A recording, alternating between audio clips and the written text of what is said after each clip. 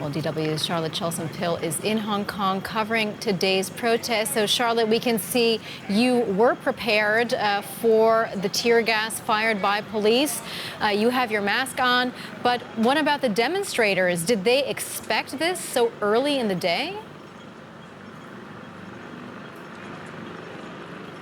Well, I think a lot of people taking to the streets, Mariana, know that there is always a risk of tear gas being fired. Police had earlier put up the flag that they use when they're warning that tear gas is about to be fired, but I think it came as a surprise to a lot of people that they were firing directly into this large public park, particularly since a lot of the protesters argued that what they were doing was still lawful. They tried to circumvent the ban on the protests by saying that it was an election meeting ahead of district council elections that are happening later this month. They said that if they billed it as such, what they were doing remained lawful. Police clearly, though, saw it differently, firing that tear gas into the park. We saw that a number of children were hit by the tear gas.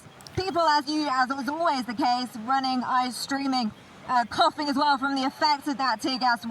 Our team felt it as well. Since then, people have dispersed from that park and they're now marching through the streets just behind me at the moment. It's quite chaotic here. No one really knows exactly where they should be headed next as police fired tear gas in various different locations in this usually busy, bustling shopping area. It's quite uncertain at the moment. We've seen water cannon filing through the streets as well. You do get the sense that police are trying to crack down on this protest as soon as possible before it can even get underway. In previous weeks, it was only in the evenings that we really saw huge amounts of tear gas. That, though, has now changed. Police very quick to try and disperse people as soon as possible.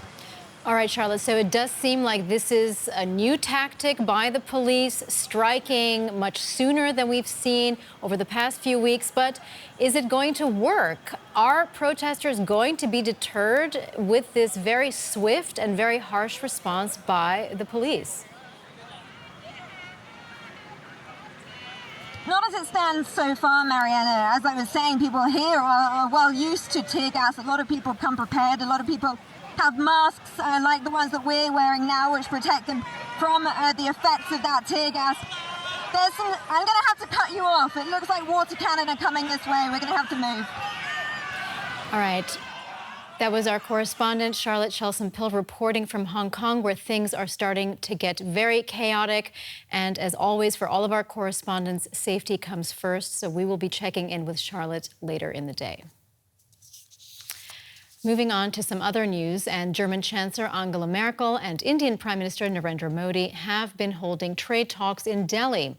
The two leaders signed a series of agreements strengthening industrial and strategic links.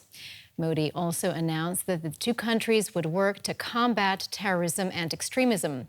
But despite the show of unity, there are divisions.